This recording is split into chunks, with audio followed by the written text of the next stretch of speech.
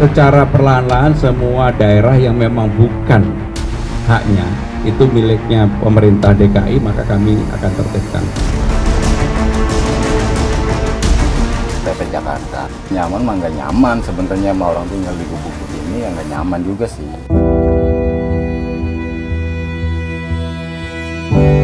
Keadaannya persulit banget, buat makan aja nggak bisa diomong deh.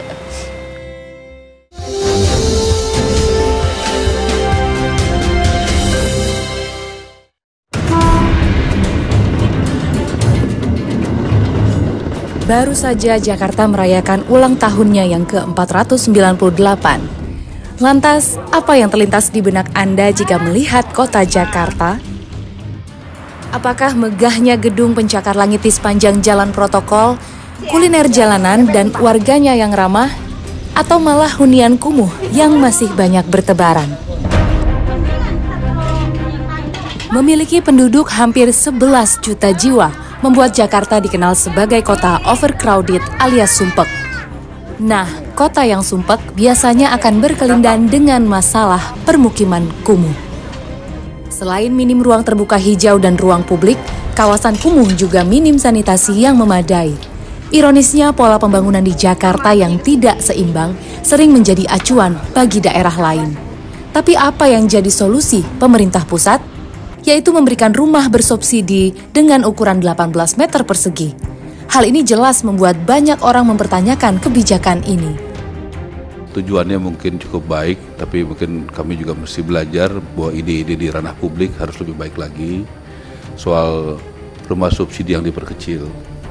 Jadi tujuannya sebenarnya sederhana, karena kami mendengar banyak sekali anak muda yang ingin tinggal di kota, tapi kalau tanahnya di kota mahal mau diperkecil. Tapi sudah mendengar begitu banyak masukan, termasuk dari teman-teman anggota DPR Komisi 5, maka saya sampaikan secara terbuka permohonan maaf dan saya cabut ide itu. Ya, terima kasih.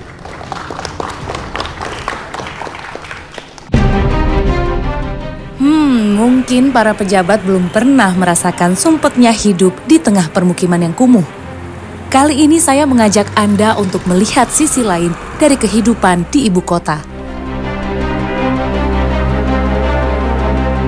Walau padat, sumpek, dan berdempetan, sisi lain Jakarta ini tetap menarik. Bagi warganya, hal ini adalah realita yang harus diterima.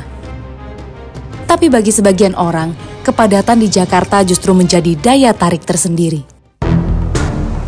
Halo Pak, permisi. Halo Mas. Halo, ya. Gerald yang akrab disapa Gary merupakan warga asal Tangerang.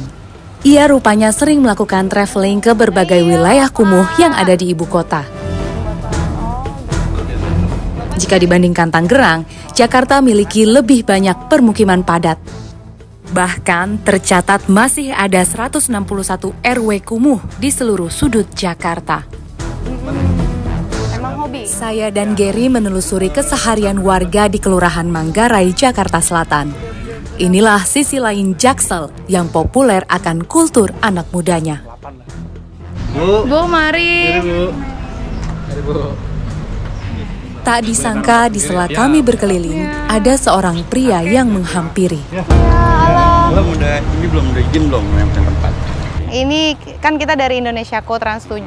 Nah, kita kan sebenarnya pengen melihat apa sih bagaimana sih kehidupan di permukiman yang bisa dikatakan kumuh ya Bang ya, di bantaran kali seperti ini gitu ya.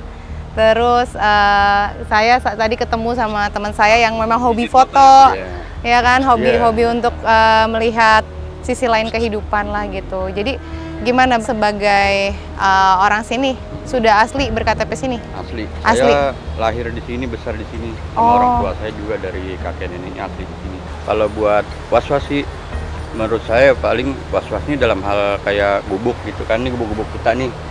Takutnya kalau debit airnya tinggi, arusnya kencang, gubuk kita tuh bisa hanyut seringkali gitu. Pernah ada yang hanyut? Pernah. Iya. Saya dan Gary tak menyangka, di wilayah yang memiliki sebutan masa lalu Pangkalan Bambu Manggarai ini, masih terdapat penduduk asli yang tinggal di gubuk merana. Gary menyudahi kunjungannya di kampung ini, sementara saya melanjutkan penelusuran ke tempat tinggal Aismu. Dari gubernur yang A, yang B, yang C, begitu aja, nggak ada perubahannya gitu ya kan.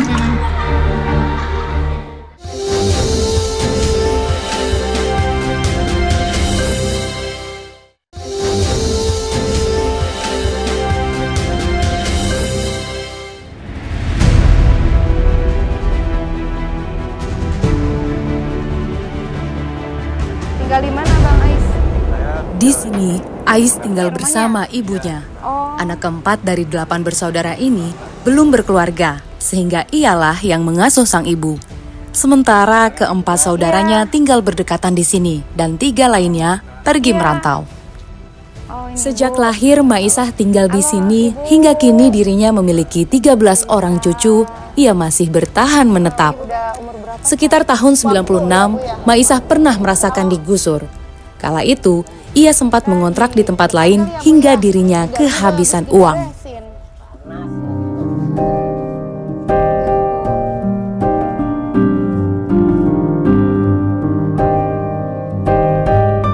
Saya awalnya ya ikut orang tua di sini, lahir di sini, istilahnya sampai sekarang umur 71.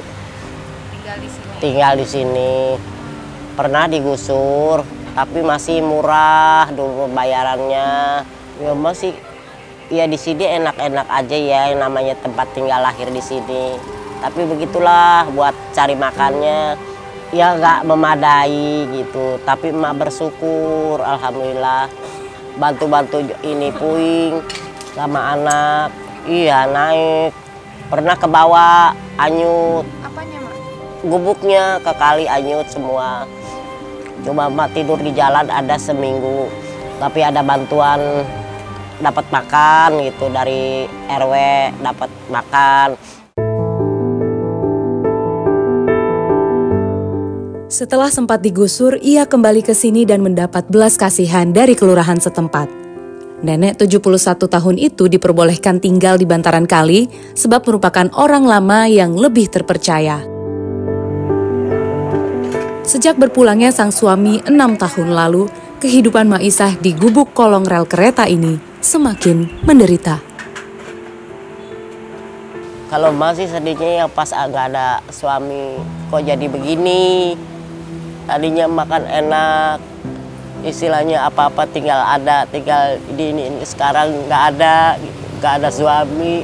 Ya memang rumah tangga sampai 36 tahun. Baru mengalami begini 6 tahun, keadaannya persulit banget. Buat makan aja nggak bisa diomong deh. Di KTP bahkan juga memang sudah tertera ya Mak, bahwa emak tinggal di sini, rumah emak masuknya di RT 2 Manggarai Selatan. Jadi Maisah ini salah satu warga asli sini, dari lahir sudah di sini, namun ya ternyata masih ada yang kondisinya seperti ini di bantaran kali gitu. Padahal secara pendataan juga terdaftar di kelurahan ya kan, masuknya di wilayah Manggarai Selatan, Jakarta Selatan ya Mak ya. Masih ada kehidupan yang bergulir seperti ini di Jakarta.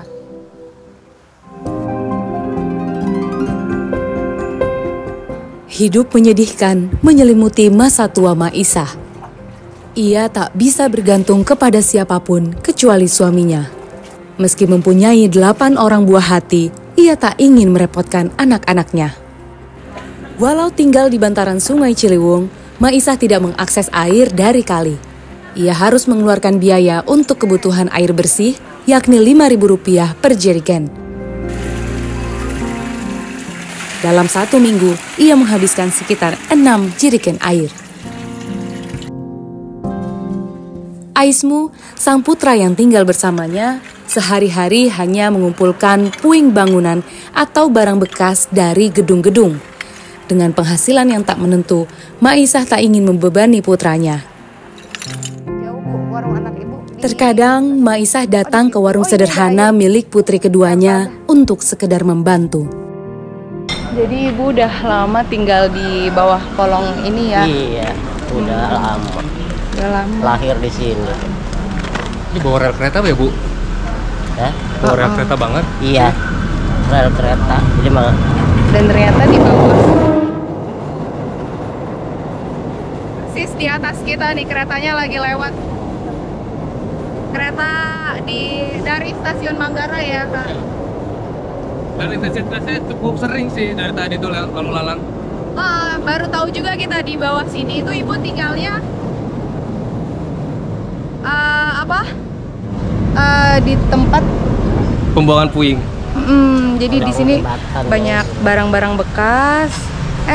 Ada rumah yang ibu tempatin di situ, persis di bawah kolong. Ibu, oh ini. Jika dilihat dari topografi, wilayah Manggarai menjadi salah satu sentra pembangunan Jakarta yang pesat. Namun ironis, kehidupan warga asli di sekitar justru bergulir sebaliknya. Persentase penduduk miskin di Manggarai, Jakarta Selatan mencapai 19%. Artinya 19 dari 100 orang di kelurahan ini hidup di bawah garis kemiskinan. Sementara jumlah keseluruhan penduduk di Kelurahan Manggarai mencapai hampir 30.000 jiwa. Sungguh merupakan angka kepadatan penduduk yang tinggi. Hal ini menjadi faktor pemicu kehidupan kumuh di sudut elit Jakarta masih terasa kental.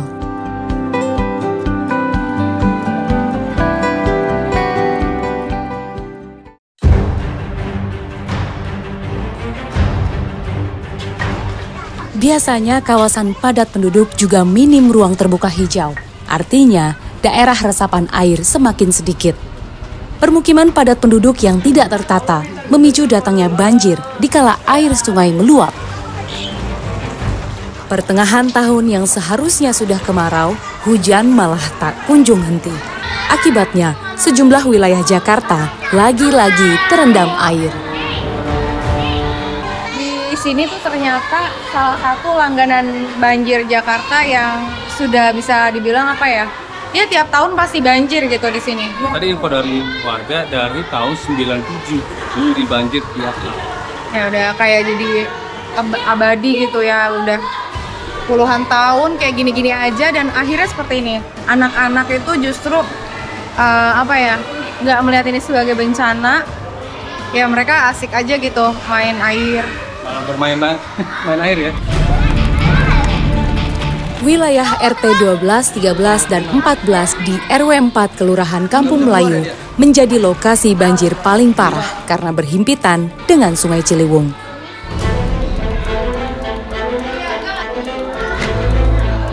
Saya bertemu dengan Ketua RT 13 yang wilayahnya paling lama surut dibanding wilayah RT yang lain.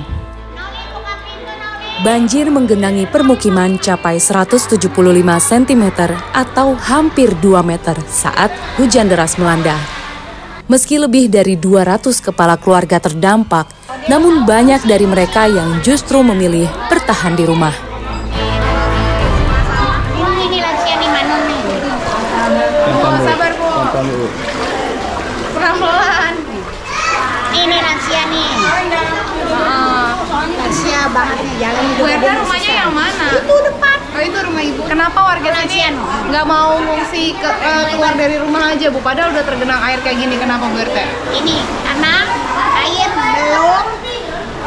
belum besar. Jadi kita masih agak aman aja kalau anak-anak masih begini mah nih. Aman dah pokoknya buat mereka. Jadi kalau kayak gini masih aman? Aman.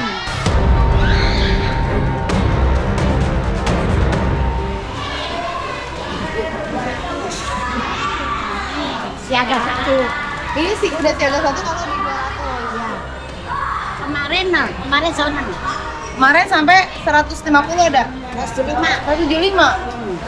Ini jadi bahkan karena saking seringnya banjir, udah ada tiang itu udah ada ukuran-ukurannya, digambar sendiri sama warga sininya sendiri gitu ya Bu.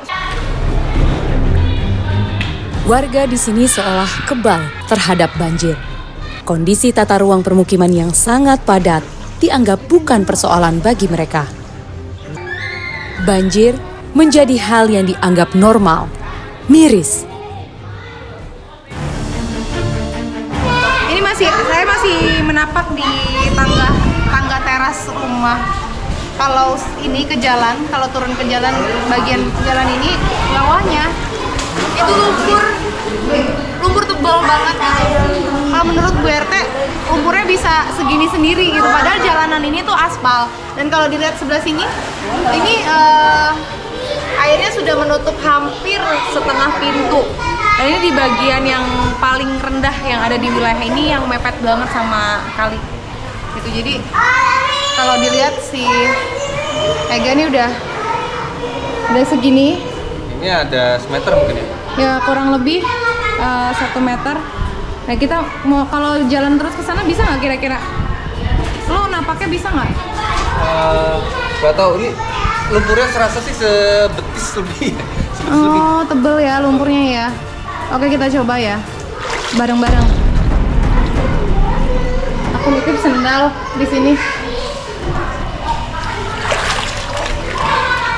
Kita nyeker, jadi kita lepas dulu sendal kita nih. Ya Allah, waduh lumpurnya. Jadi berasa banget yang diinjak tuh betul-betul lumpur gitu. Bibi, tapi ini kanan kiri ada got nggak? Nggak ada ya, nggak ada got ya. Anak-anak penunjuk jalan kita terbaik. Nah, yang bahkan di sebelah sini, ini bekas tembok nih kelihatan nih bekas air yang berlumpur ya.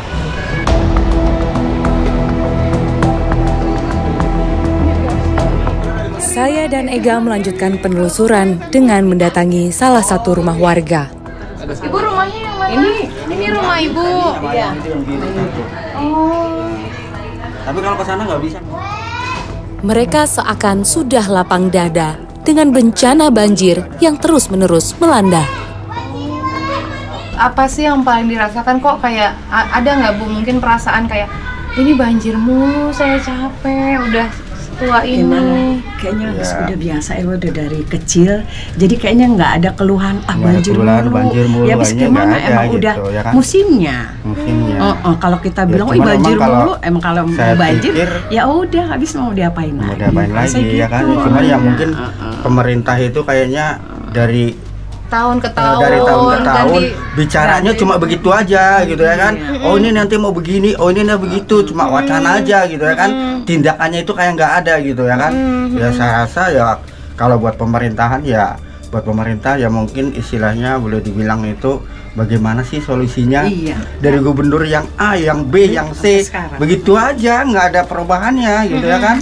Jadi solusinya ya. Tapi kalau sebetulnya nih Pak, ada kalau misalkan ada wacana pemindahan, akan dipindah misalnya warga sini, tapi mau sebetulnya? Ya sebenarnya mau.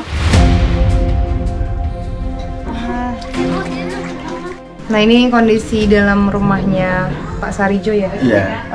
Kurang lebih 2,5 kali 5 meter. Bagian bawah ini untuk dapur, ada kamar mandi juga, dan perabot yang seperti ini nih. Kalau lagi banjir ya udah apa ya, seperti pasrah ya Pak ya, sudah dikosongkan dan terendam.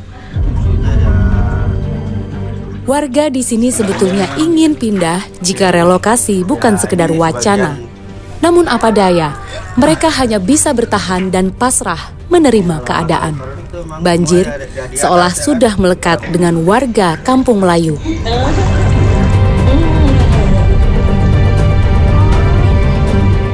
Nyaman karena sudah puluhan tahun menetap, menjadi alasan kebanyakan warga menjadi betah tinggal di permukiman kumuh nan padat. Ini merupakan banjir kedua di tahun ini. Sebelumnya banjir mampir pada awal April lalu.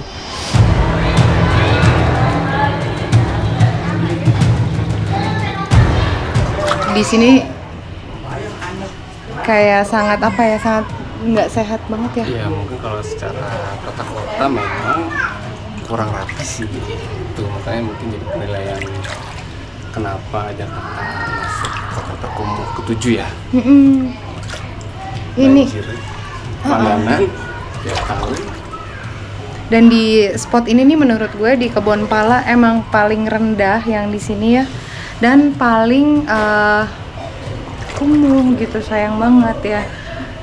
Gang senggol kayak gini yang minim banget penerangan ya nggak? Ya, ini baru ketemu cahaya di sini. Baru ketemu cahaya lagi nih di sini. Tadi di dalam gelap banget.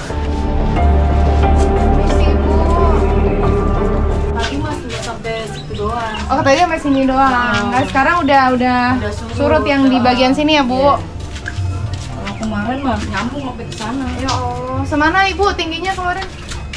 Kira-kira Di sini. segini? Iya. Segini? Di sini nih. Wah kalau di bagian sini nih termasuk yang sudah surut. Tapi pas saat ada air tergenang itu bisa segini. Berarti bayangin yang di dalam sana yang tadi barusan saya lewatin itu bisa lebih tinggi lagi gitu.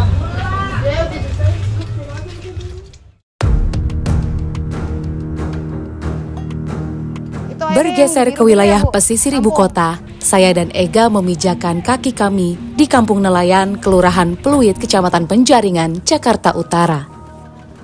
Wilayah ini dikenal dengan permukiman mewahnya, namun ternyata menyimpan sisi lain kehidupan yang sangat jomplang.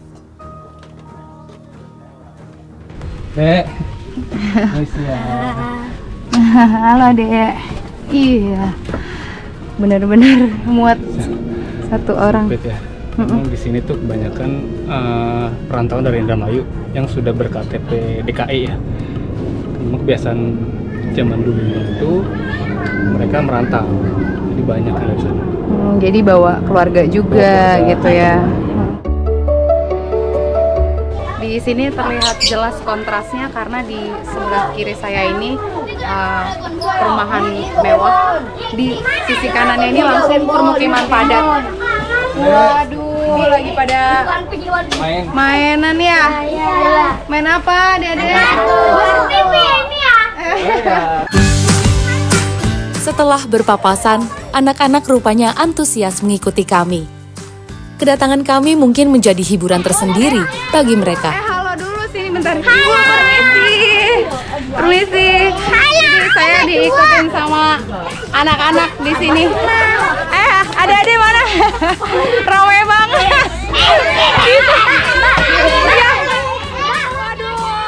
Dari anak-anak di sini, saya menggali informasi terkait sumber air mereka. Anak-anak pun langsung membawa saya ke sebuah dermaga kecil yang menjadi tempat MCK mayoritas warga di sini. Aku mau tanya deh siapa nih yang bisa ini? Ini siapa namanya? Sahrul. Sahrul, kamu biasanya mandi di kali? Nah, kayak gini termasuk deras apa enggak arusnya menurut kamu? Ini kalau hujan kadang-kadang deras. Kalau kagak hujan ini biasa. Biasa aja. Berarti ini lagi biasa aja. Iya. Tapi hujannya semalam ya? Iya. Terus kalau banjirnya gede malam. Oh, kalau kayak gini kamu mandinya nyemplung ke dalam atau pakai ember? Bisa aja kalau berenang. Oh gitu. Biasanya? Biasanya kalau harusnya kencang, ya udah saya pakai mandi pakai air. Oh, pakai gitu. timbahan. Nggak di banjir, nggak di sungai, anak-anak tetaplah anak-anak. Mereka begitu semangat ketika melihat genangan air. Sahrul dan kawan-kawan terbiasa mandi sambil bermain di sungai tanpa memikirkan konsekuensi bahaya.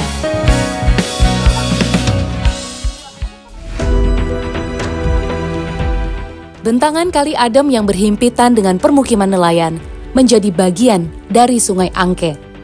Kali ini mengalir dari wilayah selatan Jakarta menuju Jakarta Utara hingga bermuara di Teluk Jakarta. Di dermaga lain, saya bertemu dengan seorang nelayan. Ini rata-rata nelayan semua ya, yang di sini. Selama Bapak tinggal di sini tuh gimana sih merasanya tuh apa ya? Oh sudah nyaman seperti ini ya, atau? Kalau nyaman mah nggak nyaman. Sebenarnya sama orang tinggal di gubuk begini ya nggak nyaman juga sih. Ya cuma bagaimana lagi orang usahanya di sini. Walaupun dipindah ke rumah susun juga tetap aja ke sini. Jadi mendingan ya di pinggir kali aja lah. Resikonya juga nggak banyak sih. Air bisa air kali. Jadi selama ini mandi, nyuci airnya dari sini? Itu kan kalau nggak kena air hujan ini kan bening.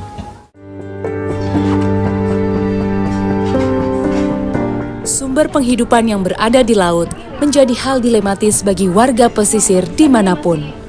Di satu sisi, para nelayan ingin hidup tenang tanpa dihantui meluapnya genangan air. Di sisi lain, mereka tak bisa hidup jauh dari laut. Rumahnya. Wah, itu kalau boleh tahu listriknya dari mana, Pak? Kalau listriknya dari PLN. Oh, dari PLN. Nah, di sini nih rumahnya tuh emang jaraknya deket-deket ya, agak gang senggol ya Pak ya. Dan di bawah nih masih kelihatan bekas tadi malam lumpur-lumpurnya ini dari air yang meluap ke sini. Saya boleh izin lihat ke dalam rumah ya Pak? Nah, Permisi ya Pak. permisi Pak. Nah, ini ada dalam rumahnya Pak Wadi. Ada berapa kamar di sini Pak? Ya ada buat keluarga loh. Oh, satu kamar di sini. Boleh Pak ditunjukkan? Oke. Hampir seluruh warga di sini mengambil air dari sungai. Hal ini menjadi salah satu indikasi kumuh sebab minimnya akses sanitasi berupa air bersih. Nah, lagi cuacanya seperti sekarang ya Pak. Airnya tuh kelihatan keruh banget. Tapi ini sih sebenarnya nggak lengket airnya ya Pak. Hanya kayak banyak lumpurnya aja karena Bapak ini nyedot air langsung dari kali yang ada di sebelah rumah. Wadinah yang tinggal bersama istri sekitar 28 tahun lamanya mengaku pernah digusur. Hal itu karena adanya penertiban das atau daerah aliran sungai. Awal tahun 2000, ia datang lagi ke pesisir Angke ini dan membangun kembali tempat tinggalnya. Bapak di sini rumahnya atas dasar hak milik atau gimana Pak? Ada surat-suratnya? Nggak ada, kalau surat-surat nggak ada. Itu yang lain juga sama ya, kurang lebih kayak gitu ya? Sama. Kalau tadi Jauh dari Pak. Selain melaut, Wadinah bahkan kini membuka warung kopi bersama istrinya. Meski belum memiliki surat-surat yang sah, namun kebanyakan warga di sini sudah tercatat secara administratif. Mereka juga mendapat akses listrik dari PLN. Fakta bahwa 80% warga di RW 1 Kelurahan Pluit Penjaringan ini merupakan perantau asal Indramayu menjadi potret urbanisasi yang membuat berjubelnya sebuah sudut ibu kota. Pertumbuhan jumlah penduduk yang pesat membuat semakin terbatasnya lahan di pesisir Jakarta.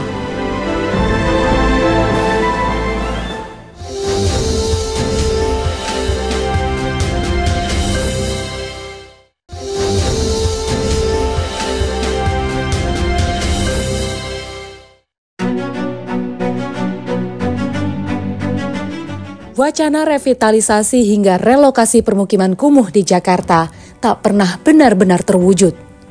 Dinas Perumahan Rakyat dan Kawasan Permukiman DPRKP DKI Jakarta mengidentifikasi lebih dari 50 RW di Jakarta masuk dalam kategori kumuh. Lantas, bagaimana pemerintah Provinsi DKI Jakarta membenahi hal ini? Sekarang ini yang menjadi konsentrasi pemerintah Jakarta adalah normalisasi Ciliwung, terutama di 14 yang sudah akan dikeluarkan penlocknya. Sekarang udah keluar 4. Dan yang sudah keluar 4 ini sekarang sedang proses untuk pembayaran kompensasi lahan dan sebagainya. Sehingga dan demikian itulah yang akan kami tertibkan. Gubernur Jakarta yang baru sekitar 6 bulan menjabat ini menargetkan penertiban terhadap wilayah yang tidak pada peruntukannya. Pramono bahkan ingin menambahkan ruang terbuka hijau atau RTH di Jakarta. Lantas bagaimana nasib warganya yang terpinggirkan? Kita tunggu gebrakannya ya Pak, semoga menuai solusi bagi semua pihak.